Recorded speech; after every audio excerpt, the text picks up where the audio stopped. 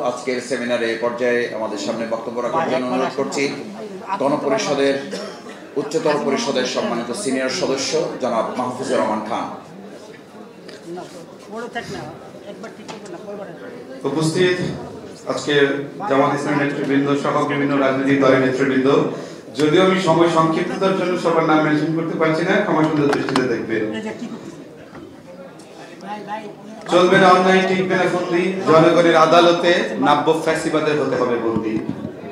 আমরা একটা বিষয় বারবার বলার চেষ্টা করেছি, আপনারা দেখেছেন যে জুলাই সনদ নিয়ে অনেক আলোচনা, অনেক সমালোচনা সবাই শুনে সঠিক আলোচনা কার্যকর বাস্তবায়ন করতে চায় না। অত্যন্ত দুঃখের সাথেই বলতে হয়, এই ফ্যাসিবাদ বিরোধী বাংলাদেশ যারা গঠন করেছে, যারা ত্যাগ করেছে, যারা তিতিক্ষা করেছে, আজকে তাদেরকে স্বীকৃতি দিতে মানুষ আজকে ভীত সন্ত্রস্ত। আপনারা অল্প লক্ষ্য করলে কিছুদিনের মধ্যে বুঝবেন যে এই জুলাই সনদের কয়েকটা পয়েন্ট, গুরুত্বপূর্ণ পয়েন্টে নোট অফ ডিসেন্ট দিয়েছে একটি রাজনৈতিক দল, এবং সেই বিষয়গুলো কিন্তু অত্যন্ত গুরুত্বপূর্ণ। ক্ষমতার ইমব্যালেন্স সিচুয়েশনকে ব্যালেন্স করার জন্য সেটা কিন্তু প্রয়োজন। কারণ বিগত সময় ফ্যাসিবাদ নামের একটা বিষয় ছিল divide and rule policy implementation করা। ঠিক একই কায়দায় কিন্তু নব্য ফ্যাসিবাদ তারাই হবে যারা এই জাতীয় ঐক্যকে ডিভাইড এন্ড রুলের মাধ্যমে করে শাসন, শোষণ, নির্যাতন, নিপীড়ন করবে। তারা জুলাই সনদ বাস্তবায়ন করতে চায় না। এখন সাইন করা মানে তো বাস্তবায়ন নয়, আমাদের জনগণের স্বীকৃতি দরকার। আপনারা জানেন আজকে যদি আমরা এই আইনগত ভিত্তি প্রদান না করতে পারি এবং গণভোটের মাধ্যমে, তাহলে কি হবে? আজকে ডক্টর মোহাম্মদ ইউনূস সাহেবের যে সরকার রয়েছে, সেই সরকারও তো আবার, এটা তো আমরা যদি প্রিভিয়াস কনস্টিটিউশনকে মানি, সেই কনস্টিটিউশন অনুযায়ী, তাহলে তো এই সরকার অবৈধ না? এই সরকার যদি অবৈধ হয়, তাহলে এই সরকারকে আমরা কিভাবে ভ্যালিডিটি দিব? সেই ভ্যালিডিটির জন্য কিন্তু আমাদের মাস্ট বি প্রয়োজন গণভোট। সুতরাং আপনাদেরকে মাথায় রাখতে হবে, যারা গণভোটের বিরোধিতা করছে, জনগণের এই সাধারণ এই অধিকারে কিন্তু সরকার নির্বাচিত হবে না। এই অধিকারের মাধ্যমে আপামর জনগণের প্রাইমারি স্টেজটা দেখাবে যে আমরা জুলাই সনদের বাস্তবায়ন চাই। কনস্টিটিউশন সেই সনদের মাধ্যমে, সেই সনদের আলোকে সামনে নির্বাচন হবে। সেইটাতে যারা না বলে, আমি মনে করি তারা নাব্য ফ্যাসিবাদের পুনর্জন্ম ঘটাতে যাচ্ছে। এখন অনেকেই অনেক ধরনের কথা বলছে যে আমরা বিগত, অনেকে বলে আপনারা কোথায় ছিলেন, তারা কোথায় ছিলেন। আমরা একটা বিষয় বলি, জামাতে ইসলামের বিগত সময়ের ইতিহাসটা, সাইদি সাহেব যখন মারা গেলেন, তাকে স্লো পয়জনিং এর মাধ্যমে হত্যা করা হয়েছে, ওয়ান কাইন্ড অফ কিলিং। এবং সেই সময় আমাদের গণ অধিকার পরিষদ মশিউর রহমান এবং আমরা লাইভ করার কারণে সে কারাগারে ছিলেন 6 মাস, গ্রেফতার হয়েছিলেন। সুতরাং নির্যাতন, নিপীড়ন, জুলুমের যারা নতুন ফন্দি ফিকির করার চেষ্টা করেছে, জনগণের তাদের বিরুদ্ধে কথা বলতে হবে। একটা ব্যাপার, গণভোটে অনেকেই ভাবছেন যে গণভোট করা সম্ভব নয়। স্পষ্টভাবে গণভোটের মাধ্যমেই জনগণের রায় প্রতিষ্ঠিত হবে, এবং এই সামনের নির্বাচন ফ্রি, ফেয়ার, কতটুকু ক্রেডিবল নির্বাচন করতে এই সরকার সমর্থ হবে সেটা প্রকাশ পাবে। সেই ভয়ে একটি দল গণভোটের ক্ষেত্রে সম্মত হচ্ছে না। আমরা একই দিনে পিটানি হোক, গুতানি হোক, যা হোক, একদিনে হবে।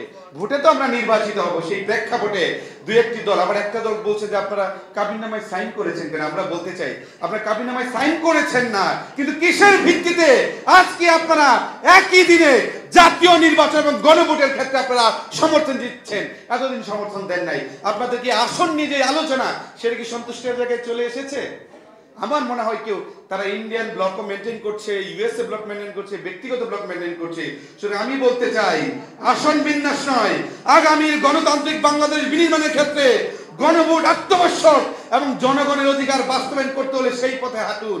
মাত্র জুলাই আগস্ট অভ্যুত্থান 1 year অলরেডি হ্যাভ পাসড। এই 1 বছরের মধ্যে যারা আমরা এই জুলাই আগস্ট অভ্যুত্থানের অন্যতম চেতনাধারী, আমরা নির্যাতিত হয়েছি, নিপীড়িত হয়েছি, গ্রেফতার হয়েছি, তাদের চেতনাকে যারা বিলীন করতে সহযোগিতা করছেন, তারা জুলাইয়ের সবচেয়ে বড় গাদ্দার। সুতরাং তাদেরকে প্রতিহত করতে হবে, আর সেই প্রতিহতের সবচেয়ে বড় হাতিয়ার হচ্ছে গণভোট। সুতরাং সেটা বাস্তবায়নের মাধ্যমে আগামী গণতান্ত্রিক বাংলাদেশের পূর্ব সূচনা লগ্ন বাস্তবায়িত করতে হবে। ধন্যবাদ সবাইকে।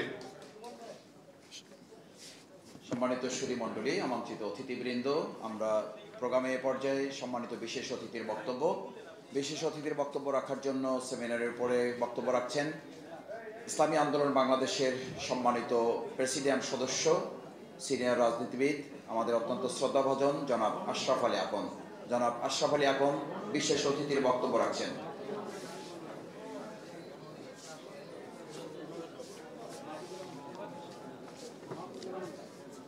আসসালামু আলাইকুম ওয়া রাহমাতুল্লাহি ওয়া বারাকাতুহু। নাহমাদুহু ওয়া নুসাল্লি আলা রাসূলিহিল কারীম, আম্মা বাদ। আউযু বিল্লাহি মিনাশ শাইতানির রাজীম। বিসমিল্লাহির রহমানির রহিম।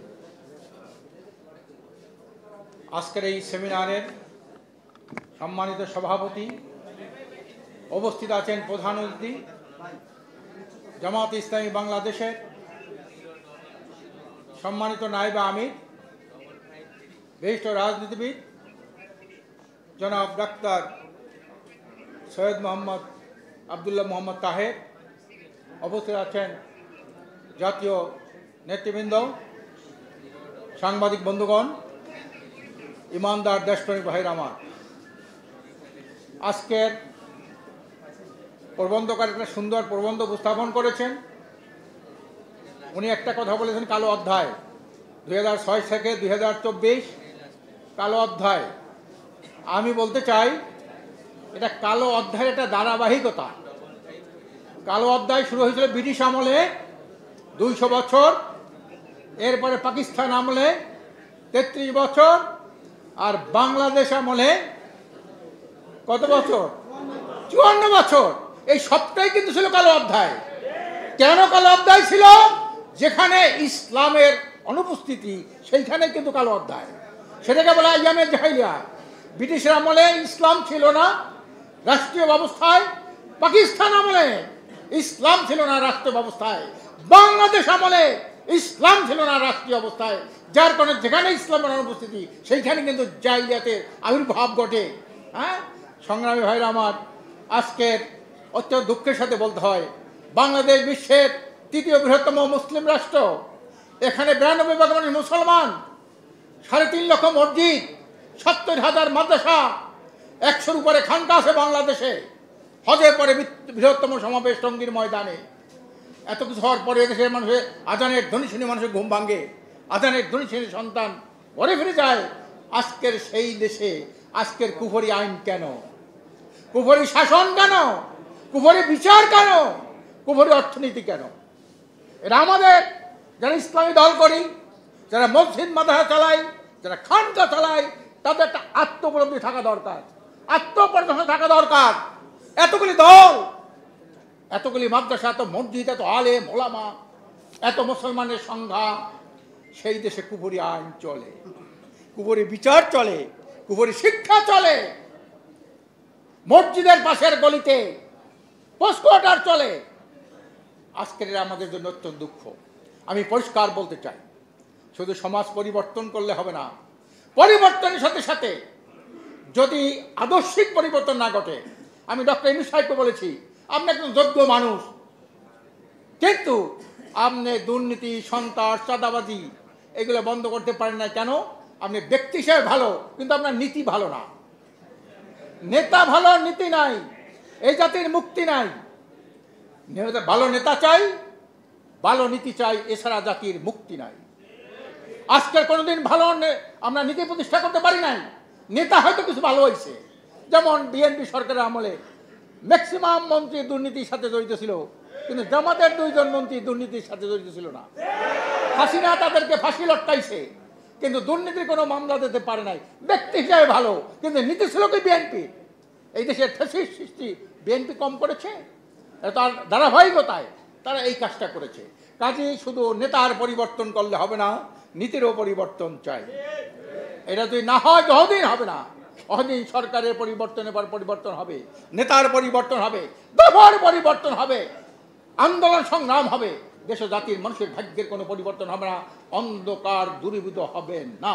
এই জন্য আমি প্রত্যেক মুসলমানকে বলবো, আল্লাহ তাআলা মুসলমানদের সংজ্ঞা দিয়েছেন। হ্যাঁ, কি বলেছেন? মুসলমান সে সমান আসলামা ফাউলাইকা তাহাররাও রাশাদা। মুসলমান সে যে সত্যকে অনুসন্ধান করে, সত্যকে খুঁজে ফেরায় এবং সত্যটাকে সে গ্রহণ করে।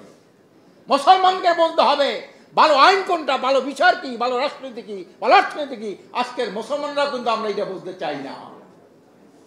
সংগ্রামী ভাইরা আমার, দীর্ঘদিন পর এইবার সাধারণ মানুষের মধ্যে একটা চেতনা জাগ্রত হয়েছে। সাধারণ মানুষ বলে, আমরা দীর্ঘদিন অনেক সরকার দেখেছি কেউ মানুষের ভাগ্যের জন্য পরিবর্তনের জন্য কাজ করে নাই, নিজেদের ভাগ্যের পরিবর্তনের কাজ করেছে। আমরা আর এই দলকে ক্ষমতায় দেখতে চাই না। আমরা এবার দেখতে চাই সকল ইসলামী দল ঐক্যবদ্ধভাবে নির্বাচন করুক, ঐক্যবদ্ধভাবে তারা যদি নির্বাচন করতে পারে আগামীতে ইসলামকে আমরা রাষ্ট্রীয় ক্ষমতায় দেখতে চাই। আজকের এই অবস্থাকে অনেক ফ্যাসিস্টদের মাথা খারাপ হয়ে গেছে। অনেকে বলে জামাতের সাথে চরমোনার দীর্ঘদিন একটা বিরোধ ছিল, তারা কিভাবে একসাথে হইলে আশ্চর্য হয়ে যায়।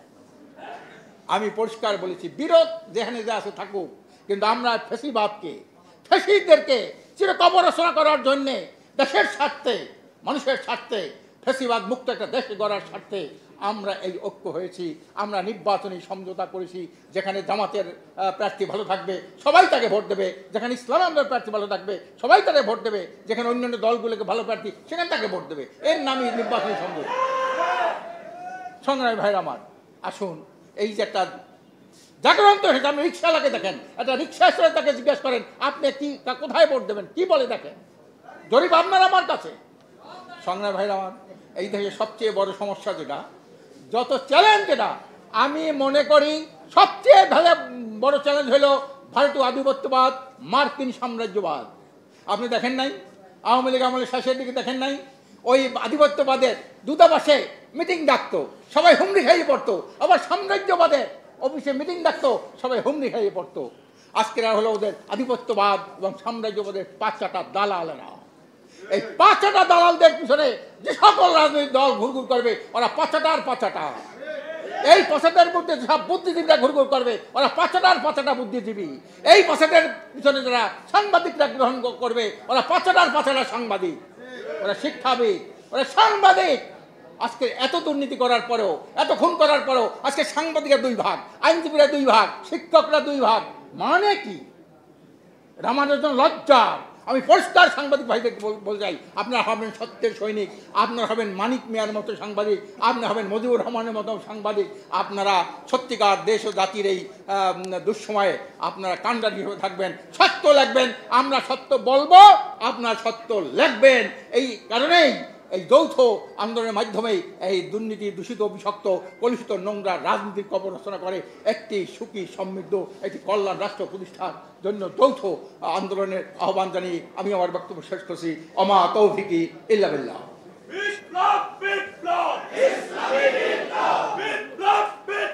সম্মানিত সুধী মণ্ডলী, আমন্ত্রিত অতিথিবৃন্দ, আমরা প্রোগ্রামের শেষ পর্যায়ে এসে উপনীত হয়েছি। এ পর্যায়ে প্রধান অতিথির বক্তব্য রাখার জন্য অনুরোধ করছি বাংলাদেশ জামাত ইসলামীর সম্মানিত নায়েবে আমির, বাংলাদেশ জাতীয় সংসদের সম্মানিত সাবেক সংসদ সদস্য, আমাদের অত্যন্ত শ্রদ্ধাভাজন জাতীয় নেতা জনাব ডক্টর সৈয়দ আব্দুল্লাহ মোহাম্মদ তাহের।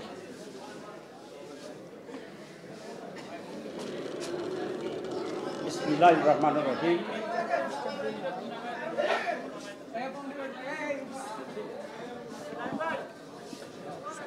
স্যার একটু পরে কথা বলবেন, ঠিক করে দিচ্ছি। ভাই একবার ঠিক করে দেন না, কয়েকবার আসে, কয়বার উঠে ঠিক আছে করেন না।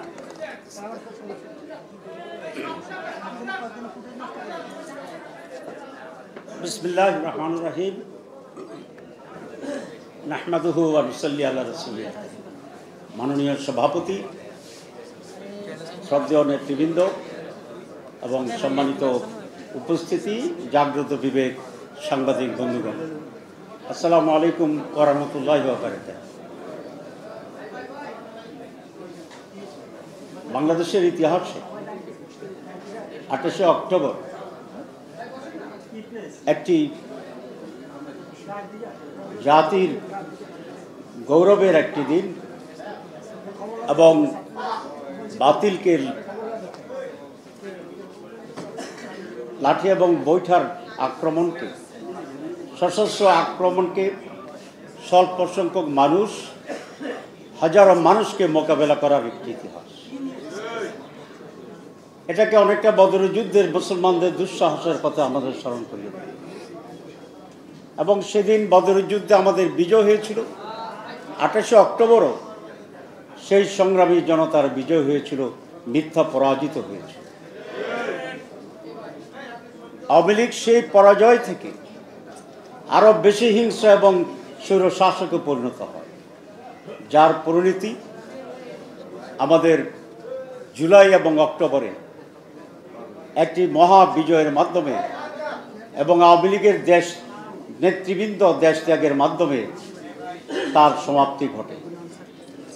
পৃথিবীর ইতিহাসে নাকি এরকম কোনো ঘটনা নাই যেটি রাজনৈতিক পরাজয়ের পর একটি দলের কেন্দ্রীয় কমিটির কোনো সদস্য আর সে দেশে ওপেন নাই, একজনও নাই।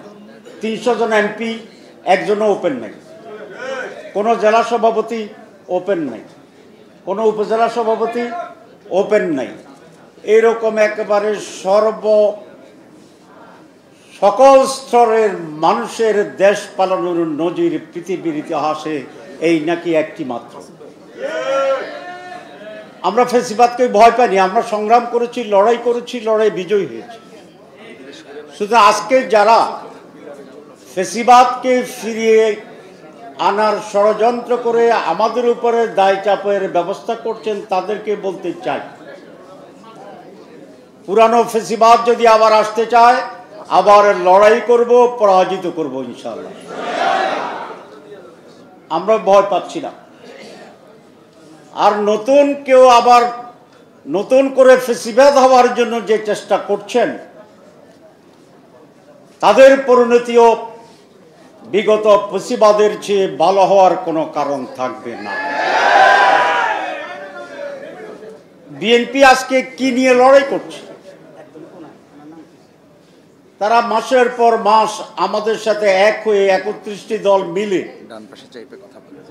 আমরা সংস্কারের একটি রিফর্মসের জায়গায় ঐক্যবদ্ধ হয়েছে। বিএনপিও সেখানে ঐক্যবদ্ধ হয়েছে। তারা সনদে সিগনেচার করেছে। আমি আর সালাউদ্দিন সাহেব এক সোফায় ছিলাম, দুজনকে এক সোফায় বসাইতো, আপনারা দেখছেন। একসাথেই তো ছিলাম, একসাথেই তো আমরা ঐক্যমত্য হয়েছি। আবার যেদিন সাইন হচ্ছে সেদিনও আমি আর ফখরুল সাহেব একসাথেই ছিলাম, পাশাপাশি আপনারা দেখছেন। এবং সম্ভবত ওনাদের ড্রেসটা আমার চেয়ে বেশি পরিপাটি ছিল, মানে হাসি খুশি ঈদের মতো নতুন ড্রেস পরেই ওনারা সিগনেচার করছেন। এমন না যে ওনাদেরকে কেউ দড়ি বাঁধে আনছে জোর করে, ওনাদের চেহারাটা খুব মলিন, সিগনেচার করার সময় কলম কাঁপছে, এটাও দেখিনি। মানে স্বতঃস্ফূর্তভাবে বুঝে শুনে দীর্ঘদিন একমত হয়ে আলোচনা করে ওনাদের স্ট্যান্ডিং কমিটিতে পর্যালোচনা করে ঐক্যমত্যের ভিত্তিতে তারা সেটা সাইন করেছেন। হঠাৎ কোনো এক রাতে ওনারা কী স্বপ্ন দেখেছিলেন জানি না, সকালে সেই উল্টাপাল্টা কথা শুরু করে দিলেন। এবং যেগুলা বলছেন সেগুলা কি, আমার সময় তো বোধ বেশি নাই, মাগরিব। আচ্ছা, 1 নম্বর কথা হচ্ছে যে সেখানে রিফর্মসে ছিল প্রধানমন্ত্রী এবং দলের প্রধান একজন হইতে পারবে না, ওনারা নোট অফ ডিসিশন দিয়েছেন। 2, কোনো ব্যক্তি একাধারে 10 বছর, তার হোল লাইফ টাইমে 10 বছরের বেশি প্রধানমন্ত্রী হইতে পারবে না। এগুলো যদি অ্যামেন্ডমেন্ট হয় তাহলে স্বৈরাচারী চরিত্র এবং স্বৈরাচার হিসাবে আবির্ভূত হওয়ার সুযোগটা থাকে না। তো এটার বিরোধিতা করা মানে কি, যে ওনারা আবারও স্বৈরাচার হওয়ার একটা চিন্তাভাবনা মাথায় আসে। দীর্ঘদিন ক্ষমতায় থেকে আবার আমরা যেটা বলি ফেসিজমের যে কথা বলি, ফেসিজম কিভাবে তৈরি হয়? ফেসিজম তো আকাশ থেকে পড়ে না। পৃথিবীর কোনো লোক দেখছেন যে হঠাৎ করে আকাশ থেকে একটা ফেসিজম, ওই যে বিমান উপরে ধ্বংস হয়ে গেলে যেরকম ফুটতে থাকে, এরকম ফেসিজম ফুটছে, এরকম কোনো চিত্র সাংবাদিক ভাইরা দেখছেন কিনা, ইতিহাসে লেখা আছে কিনা, কোনো সাক্ষী আছে কিনা? তো ফেসিজম তো নিজ মাটি থেকে, শাসন থেকেই গড়া। তো গড়ায় কখন? যখন এক ব্যক্তির হাতে অসম ক্ষমতা থাকে। আমরা তো সেটাই চেঞ্জ করে দিয়েছি, এদেশের মানুষ তো সেটাই চাচ্ছে। তাহলে বিএনপি ভিতরে ভিতরে আবার ফেসিস্ট হওয়ার একটা খায়েশ আছে মনে হচ্ছে, যেই কারণে ফেসিজমের যে রাস্তা আমরা সংস্কারে বন্ধ করতে চাইছিলাম, এগুলো আমরা বন্ধ করতে দিচ্ছে না। তাহলে অসুবিধাটা কোথায় যে একজন 10 বছর থাকবে না? এতবার প্রধানমন্ত্রী হওয়ার ইচ্ছা থাকার দরকারটা কি? দেশ ভালো চালান, দেশ যদি ভালো চালান, সৎভাবে চালান, গুড গভর্নেন্স হয়, তো 5 বছরও কোনো প্রধানমন্ত্রী থাকতে পারবে না, চাইবে না। কারণ তার উপরে দেশ শাসনের এত দায়িত্ব এবং বোঝা, সে করল যে আমার 5 বছর পরে আমার ছাইড়ে দেন। তাহলে 10 বছর তো তবু আমরা বলছি থাকতে পারেন। আজান, আচ্ছা তাহলে শেষ করবো, প্রেস কনফারেন্স আছে, বাকিটা ওইখানে বলবো। সুতরাং আমরা পরিষ্কার করে বলছি যে সংস্কার বাংলাদেশের মানুষের জন্য, গণতন্ত্রের জন্য, সুশাসনের জন্য, ডেভেলপমেন্টের জন্য, ডেমোক্রেসির জন্য এটা অপরিহার্য। এখানে আমরা কোনো আপোষ মানি না। মাননীয় প্রধান উপদেষ্টার কাছে আমি গতকাল, আগে যেরকম খোলা চিঠি ছিল না, খোলা চিঠি, আমি কালকে একটা খোলা ভিডিও দিছি, আপনারা কেউ কেউ পড়ছেন বোধহয়। আমি সেখানে বলেছি, মাননীয় প্রধান উপদেষ্টা, আপনার এই শাসনামলে আপনার উল্লেখযোগ্য এমন কোনো কাজ আপনি করেননি যে কারণে মানুষ আপনাকে স্মরণ করবে। হাসিনা 14 বছর ছিল, বিএনপি বোধহয় 19 বছর ছিল, আপনি 13 মাস ছিলেন, এরকম একটা শাসন ক্ষমতা আপনি আছেন। সংস্কারটা যদি আপনি ঠিকমতো করে দিতে পারেন, তাহলেই আপনি নোবেল লরিয়েট হিসেবে একজন ব্যতিক্রমধর্মী শাসক হিসেবে বাংলাদেশের শাসনের ইতিহাসে আপনার নাম লেখা থাকবে। সংস্কার মাইনাস ডক্টর ইউনূস 0, সংস্কার প্লাস ডক্টর ইউনূস হিরো। আমরা আপনাকে হিরো হিসেবে দেখতে চাই। কারো চাপে আপনি মাথা নত করবেন না, কারণ চাপে যদি আপনি হেলে যান, মহাবিপদ। একদিক দিকে চাপ দিলে এদিকে যাবেন, হেলে আরেক দিকে যদি চাপটা একটু জোরে হয়, তাহলে তো আবার এরকম হয়ে যাবে। তাহলে আপনাকে সারাদিন এরকম এরকম এরকম এরকম জিকির করতে হবে। আমরা জানি আপনি নোবেল লরিয়েট, সারা দুনিয়ায় আপনার মর্যাদা দেখে আসছি, আপনি সাহসী, আপনি কোনো চাপে নথি স্বীকার করেন না। ভারতের মতো বিশাল রাষ্ট্রকে আপনি বিদ্যাঙ্গুলি দেখাই দিয়েছেন, আলহামদুলিল্লাহ। এখানেও আপনি যে মহান কাজটি আপনি উদ্যোগ নিয়েছেন, আপনার কমিটমেন্ট ছিল 3টি: সংস্কার, বিচার, নির্বাচন। ওই 2টা করলে না সিরিয়ালি 3 নম্বর আসে। আপনি 1 থেকে 3-এ যাবেন না, আপনি 2 থেকে 3-এ যাবেন না, 3-এ যাবেন।